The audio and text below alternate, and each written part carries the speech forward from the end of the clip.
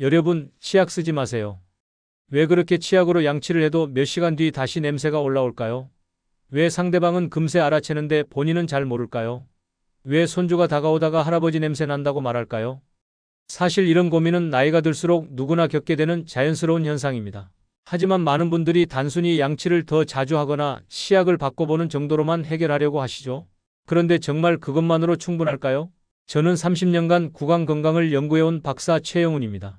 지금까지 수많은 시니어분들의 구강 건강 문제를 살펴보면서 입냄새는 절대 단순한 문제가 아니라는 것을 깨달았습니다. 특히 나이가 들면서 침 분비량이 줄어들고 약물 복용이 늘어나면서 입냄새는 더욱 복잡한 양상을 띠게 됩니다. 많은 분들이 놓치고 있는 것은 바로 입냄새의 근본 원인입니다. 치약으로 아무리 닦아도 해결되지 않는 이유가 바로 여기에 있어요.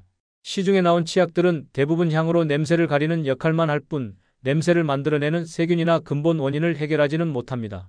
더 심각한 것은 시니어분들의 입냄새는 단순히 구강위생만의 문제가 아니라는 점이에요.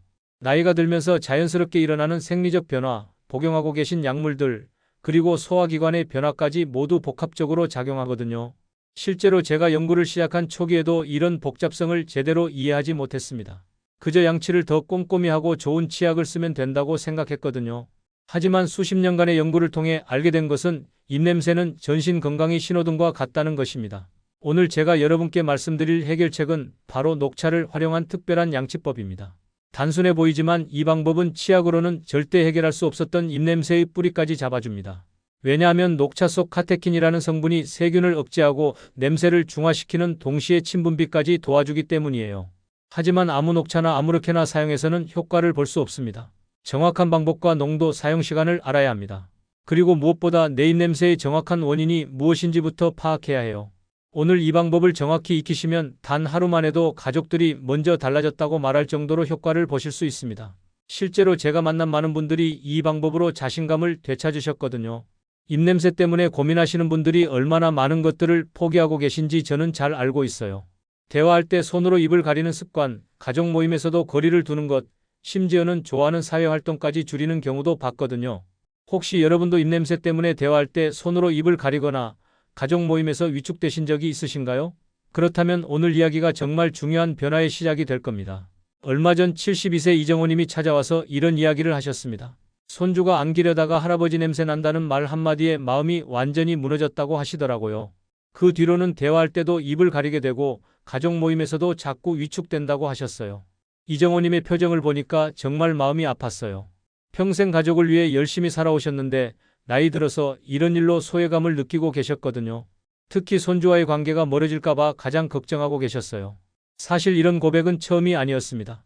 직장에서 발표를 앞두고도 내용보다 입냄새 때문에 더 긴장된다는 분, 배우자와 대화할 때 상대가 살짝 고개를 돌리는 걸 보고 서운해했다는 분도 정말 많았거든요. 심지어는 마스크를 벗기 싫어서 코로나가 끝난 후에도 계속 쓰고 다닌다는 분도 계셨어요. 69세 박순희님 같은 경우는 더 안타까웠어요. 오랫동안 교회에서 봉사활동을 해오셨는데 어느 날부터 사람들이 자신 곁을 피한다는 느낌을 받으셨대요. 나중에 알고 보니 입냄새 때문이었는데 본인은 전혀 모르고 계셨거든요. 그런데 이정호님한테서 놀라운 변화가 일어났습니다. 제가 알려드린 녹차 양치법을 단 일주일 실천하신 후에 손주가 먼저 할아버지한테 안기러 왔다는 거예요. 가족들도 할아버지가 뭔가 달라졌다고 말하더라는 겁니다. 더욱 놀라운 것은 이정호님의 표정 변화였어요. 처음 만났을 때는 항상 손으로 입을 가리고 말씀하시던 분이 자신감 있게 웃으시더라고요. 가족 모임에서도 이제는 적극적으로 대화에 참여하신다고 하셨어요. 이런 변화가 가능한 이유는 입냄새가 단순한 양치 부족 때문이 아니기 때문입니다. 나이와 생활 습관 속에서 누구나 겪게 되는 복합적인 문제거든요. 그래서 근본 원인을 알고 올바른 방법으로 접근해야만 진짜 해결이 됩니다. 오늘 이 영상에서 말씀드릴 내용은 여러분의 입냄새 관리 방식을 완전히 바꿀 수 있는 중요한 지혜입니다. 제가 30년간 연구하고 수많은 시니어분들과 함께 검증해온 방법들이거든요. 이 이야기를 끝까지 듣고 실천하셔야만 진정한 변화를 경험할 수 있어요. 끝까지 보지 않으시면 가장 중요한 실천법을 놓치게 됩니다. 마지막에 나올 단 하나의 습관이 모든 것을 바꿀 수 있거든요. 뒤에 나올 정확한 녹차 활용법을 모르시면 지금까지의 노력이 의미 없어질 수 있어요. 특히 오늘 영상에서는 개인별 맞춤 관리법까지 알려드릴 예정입니다. 약물을 복용하시는 분들을 위한 주의사항, 만성질환이 있으신 분들을 위한 특별한 방법들까지 모두 포함되어 있어요. 혹시 아직 구독과 좋아요를 누르지 않으셨다면 지금 바로 눌러주세요. 오늘의 구독, 좋아요 버튼은 여러분 그리고 가족의 입냄새를 지켜주는 소중한 버튼이 될 것입니다. 특히 오늘의 영상을 끝까지 보시면 왜 지금 당장 여러분의 작은 습관을 바꿔야 하는지 분명하게 깨닫게 되실 겁니다. 왜냐하면 입냄새는 개인의 문제가 아니라 가족 모두의 행복과 직결되는 문제거든요. 여러분의 작은 습관 변화만으로도 충분히 일어날 수 있는 일이죠. 그래서 이제는 우리 일상에서 입냄새와 직접 연결되는 요소들을 하나씩 짚어보겠습니다. 일상 속에서 입냄새를 부르는 주요 원인들을 자세히 살펴보겠습니다. 많은 분들이 단순히 양치 문제라고 생각하시지만 실제로는 훨씬 복합적인 원인들이 작용하고 있어요. 첫 번째로 가장 중요한 원인이 바로 침분비 감소입니다. 나이가 들면서 침샘 기능이 자연스럽게 떨어지게 되죠. 젊을 때는 하루에 1리터에서 1.5리터 정도의 침이 분비되는데 65세 이후부터는 절반 이하로 줄어들어요. 침이 부족하면 입안이 건조해지고 세균 번식이 빨라집니다. 침에는 세균을 억제하는 항균 물질들이 들어있는데 이 침이 부족하면 입안 환경이 급격히 악화되거든요. 서울대 치과대학 연구에 따르면 65세 이상 성인의 70%가 침분비량 감소로 입냄새가 심해진다고 보고됐어요. 박영수 68세님 같은 경우에는 양치를 아무리 잘해도 아침마다 입이 바짝 마르면서 심한 냄새 때문에 고생하셨거든요. 특히 밤사이에 침분비가 더욱 줄어들어서 아침에 일어났을 때가 가장 심했다고 하셨어요. 그런데 간단한 방법들로 상당히 개선됐어요. 아침에 물 한두 모금으로 입안을 적시고 침분비를 돕는 채소와 과일을 챙겨 드시니까 말이에요. 특히 샐러리나 당근 같은 섬유질이 많은 채소를 씹으면 침샘을 자극해서 침분비가 늘어나거든요. 다만 인공침 보조제를 쓰실 경우에는 반드시 사용법을 지켜야 합니다. 너무 자주 사용하면 오히려 자연 침분비가 더 줄어들 수 있거든요. 혹시 여러분도 아침마다 입이 심하게 마르는 경험 있으신가요? 두 번째는 잇몸과 치아 문제입니다. 나이가 들면서 잇몸이 약해지고 치아 사이가 벌어지면서 세균이 숨어서 번식하기 쉬워져요. 특히 치주 질환은 시니어분들의 80% 이상이 겪는 문제인데 이게 입냄새의 주요 원인 중 하나거든요. 대한구강생물학회 발표에 따르면 치주염 환자의 80% 이상이 입냄새를 호소했다고 합니다. 치주염이 생기면 잇몸 밑에 세균 덩어리가 형성되는데 이 세균들이 황화합물을 만들어내면서 강한 냄새를 발생시켜요. 김순자 74세님은 치아 사이 염증 때문에 냄새가 났는데 본인은 전혀 몰랐다고 하시더라고요. 다른 사람들은 다 알고 있었는데 말이에요. 잇몸 깊숙한 곳의 문제는 본인이 느끼기 어렵거든요. 이런 경우에는 치간 칫솔이나 치실을 활용해서 잔여 음식물을 깨끗이 제거해야 합니다. 하지만 많은 시니어분들이 치실 사용을 어려워하시더라고요. 손목 힘이 약해지고 손가락 조작이 불편해지면서 말이에요. 그래서 저는 물 압력을 이용한 구강 세정기를 추천하기도 해요. 치실보다 사용하기 쉽고 잇몸 깊숙한 곳까지 깨끗하게 청소할 수 있거든요. 다만 잇몸이 붓거나 피가 난다면 무리하게 하지 마시고 전문적인 관리가 필요해요. 여러분은 평소에 치실이나 치간 칫솔을 얼마나 자주 사용하고 계신가요? 세 번째는 위와 간 문제입니다. 위산 역류나 소화장애, 간 기능 저하가 있으면 속에서 나는 냄새가 입으로 올라와요. 특히 시니어분들은 위산 분비량이 줄어들면서 소화가 잘 안 되는 경우가 많거든요. 일본 구강학회 보고에 따르면 입냄새 환자의 20%는 위장 질환이 원인이었다고 합니다. 위염이나 위궤양이 있으면 헬리코박터균이 번식하면서 특유의 냄새를 만들어내거든요. 정혜수 70세님 같은 경우는 위산 역류로 인해 속에서 올라오는 냄새가 정말 심했어요. 특히 식후나 누워있을 때 더 심해졌다고 하셨어요. 이런 경우에는 기름진 음식이나 늦은 야식을 피하고 소화가 편한 음식을 드시는 것이 중요합니다. 식사 후에는 바로 눕지 마시고 30분 정도는 앉아 계시거나 가벼운 산책을 하시는 것도 좋아요. 그리고 식사량도 조절하셔서 한 번에 너무 많이 드시지 마시고 소량씩 자주 드시는 것이 위의 부담을 줄여줍니다. 간 기능 저하가 있으신 분들의 경우에는 단백질 대사 과정에서 나오는 암모니아 냄새가 입으로 올라올 수 있어요. 특히 속에서 트림이 자주 나오거나 신물이 자주 올라온다면 반드시 검진을 받아보시기 바래요. 혹시 여러분도 속 냄새가 입으로 올라오는 걸 느끼신 적이 있으신가요? 네 번째는 약물 복용입니다.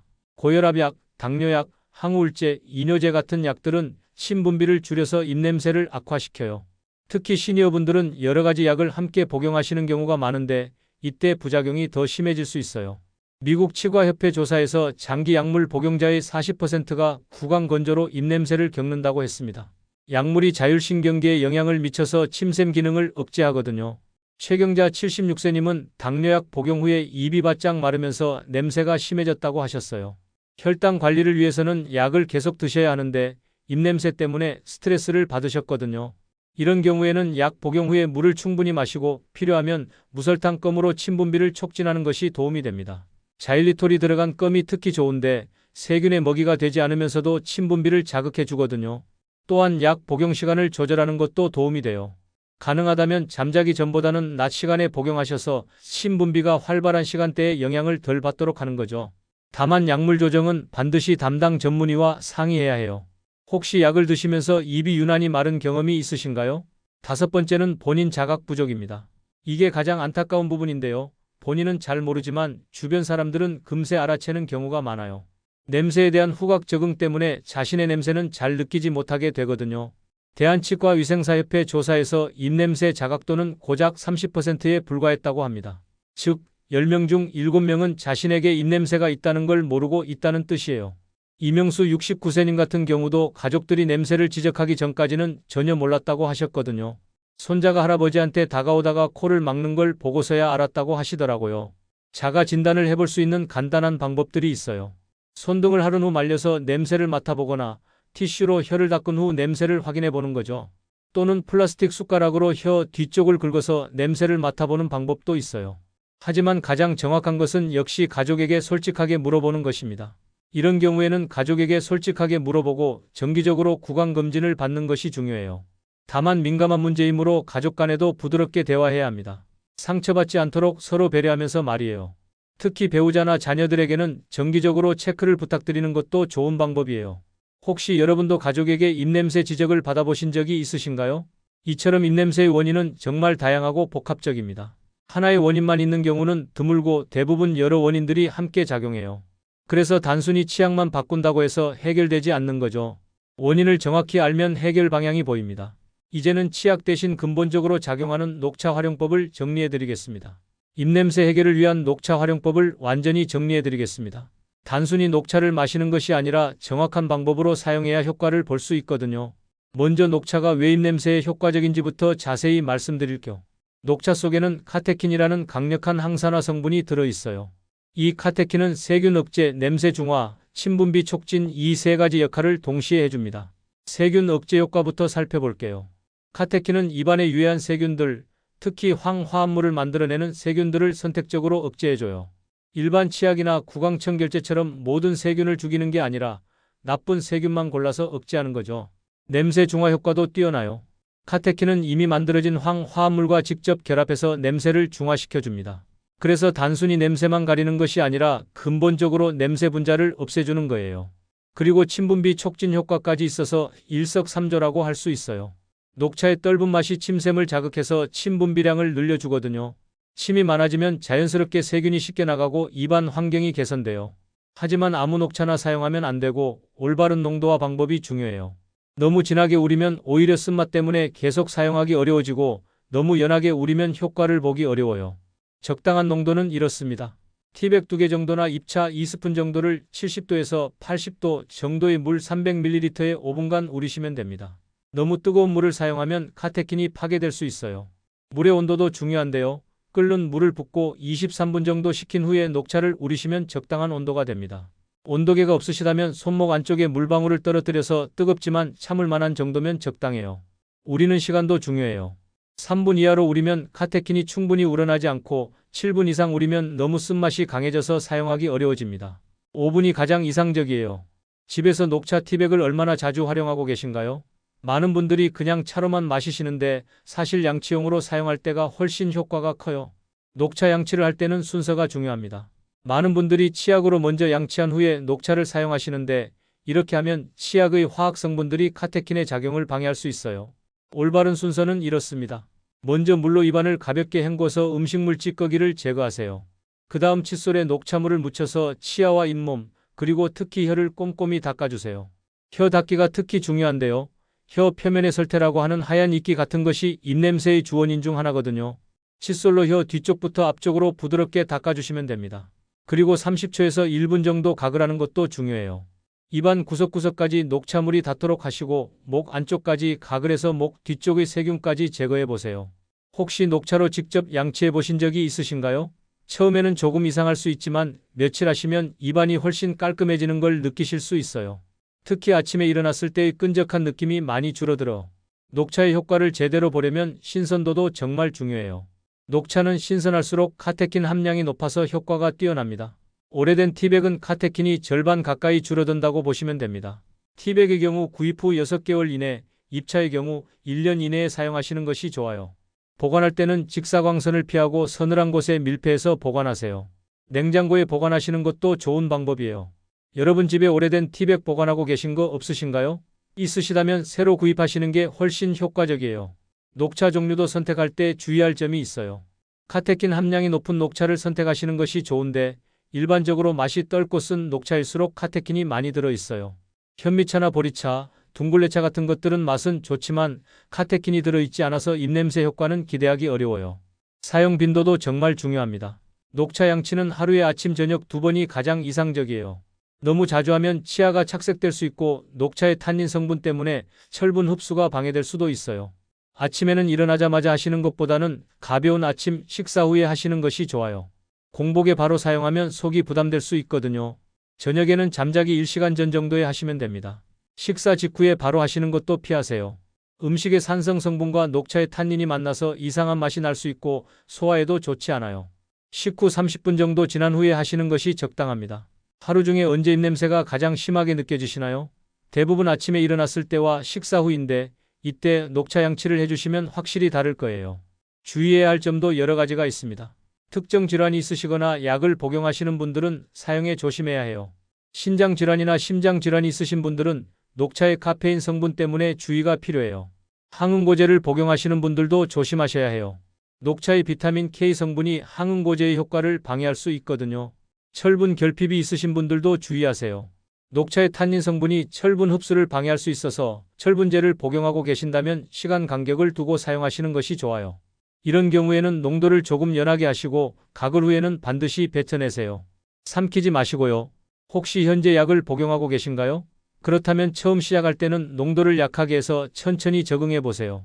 이제 마무리로 오늘 말씀드린 핵심들을 한 번 더 정리해 보겠습니다. 오늘은 치약으로는 절대 막을 수 없는 입냄새의 진짜 원인을 살펴보고 녹차 양치라는 근본적인 해답을 말씀드렸습니다.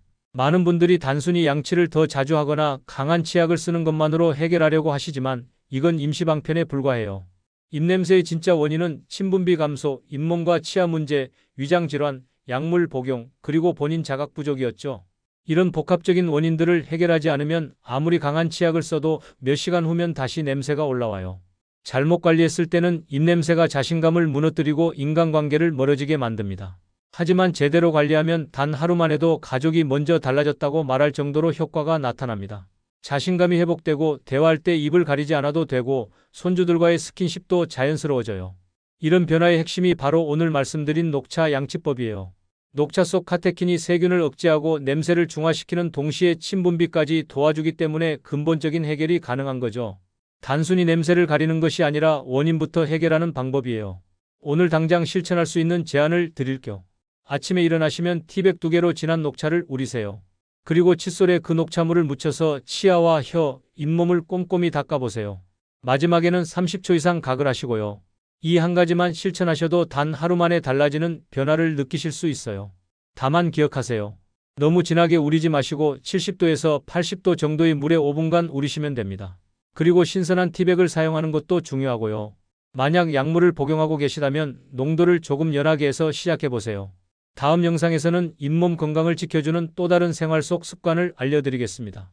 건강한 잇몸이 있어야 입냄새 관리도 더 효과적이거든요. 특히 나이가 들면서 잇몸이 약해지기 쉬운 시니어분들에게 꼭 필요한 정보를 준비했어요. 오늘 영상이 도움이 되셨다면 구독과 좋아요도 잊지 마시고요. 더 많은 분들이 이런 유용한 정보를 알 수 있도록 공유도 부탁드려요. 마지막으로 여러분께 질문 드릴게요. 혹시 입냄새 때문에 곤란했던 경험이 있으시거나 오늘 알려드린 녹차 양치법을 실천해 보시고 변화를 느끼신다면 댓글로 함께 나눠주세요. 여러분의 경험담이 같은 고민을 가진 다른 분들에게 큰 힘이 될 것입니다. 서로의 이야기를 나누면서 더 건강하고 자신감 있는 노년을 만들어가요.